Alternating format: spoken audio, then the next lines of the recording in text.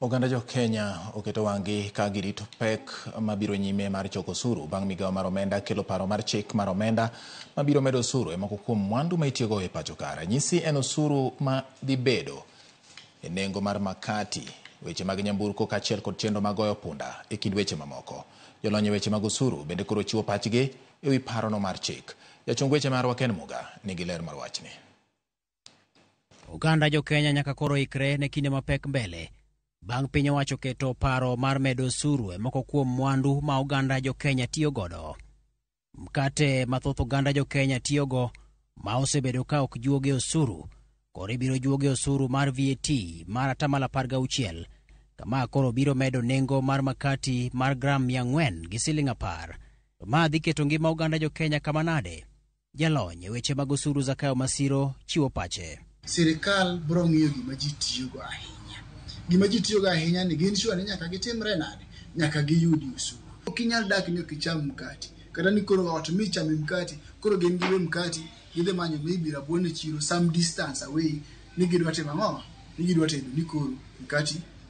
Kiduogi go kwani paro pes dhi e chiro dhi manyo rabuon miduo, gi pes yudo mkati supermarket maybe etika. Iwacho ni wawe atimra nade, atigi mkati. E paro manyien mar omendano, weg nyamburko biro chulo osuru mar bedo gi nyamburko ma en 2.5% mar nengo nyamburko margi, osuru ma ibiro kaw e kinde ng'ado okumba mar nyamburko ma ing'ado higa ka higa, omenda manie kinde siling 5,000 nyaka siling 100,000 kaluwore kod kit nyamburko. Kata kamano, nyamburko mag piny owacho mamalo kaachiel kod mago mag kaunti, kanyakla kod mago mag obila, mag jolweny, to kod weg nyamburko ma ok chulo osuru e bwo chik mar namba 179 bende ok bi chulo osuru no. Weg apiko bende ok owe chien, gibiro chulo osuru mar 10%. Jolony e weche mag omenda to kod osuru wacho ni okang' ma kama biro medo osigo ne weg nyamburko to kaachiel kod apiko, kaluwore nitiere osuru mamoko ma bende gichulo. Mtokni gi kokelgi gi attract gimiluongo ni import duty. Tieni en osuru migo e wi bei mar kilo mtokano. Kosekele landing cost kata wach ni koro chopo port of Mombasa kacho timne clearance kila kitu. Cost nino imede ka 25% miluongo ni import duty. Import duty ni wiye kanyo kosarewe import duty gi landing cost ichaki keto osuru mar 16% miluongo ni VAT. Okay? Already advanced tax exists. Tinani NTA samoa uweni. Kagitugo gichako kedo gi kelo ma George johala dhi neno matek. Nikech goyare kata mna 2.5% mar 1 million. Wache ni mtoka nengo ne masani makitere e chiro tinyalo usego en 1 million. 2.5% en pesa. Gini ko biro kama in a way obende en gi effect economy. Tinani jok madwa nyiewo mtoka biro paro diriyo. Jomath mag divai kata wine biro chulo osuru mar siling 243 gotongola 4 kuom lita ka lita, ka jomath mag kit kong'o ma ong'ere kaka spirit to kod whisky biro chulo osuru maromo siling 356 gotongola 4. Osuru mar bia to ibiro duoki nyaka gi siling 142 gotongola 4 kuwuok e siling 253.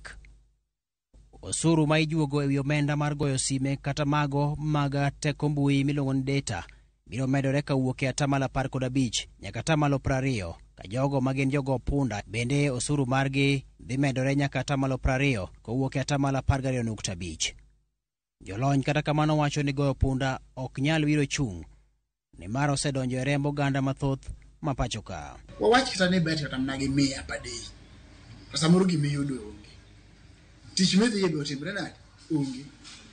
Idhi timamo. The next thing nyathi biro dhi kwalo janyuolne, kata biro kwalo neighbor, kata dhi kwalo gwend jirani. No dhi timre nade? Odwa dhi uso. Mondo yud pesa motimo nade? Mogo go punda. Technology is running the world right now. Idhi timanye pesa agent tisekete tiseore. In 5 minutes transaction no utimru nade? Utieko. Idhi wacho ni nyalo dak sani monge pesa.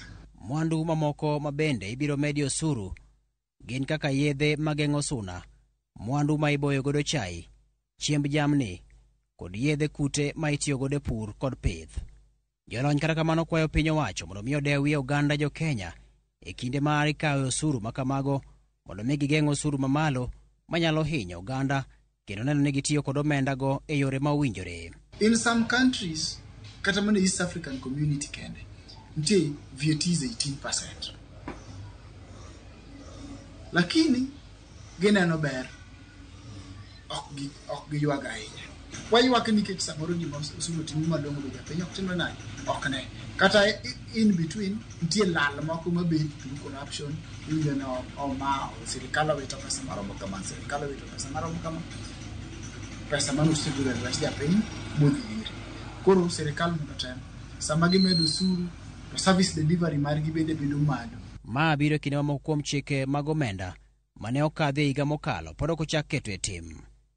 Ken Muga, Ramogi TV. Wadhi nyime nyakora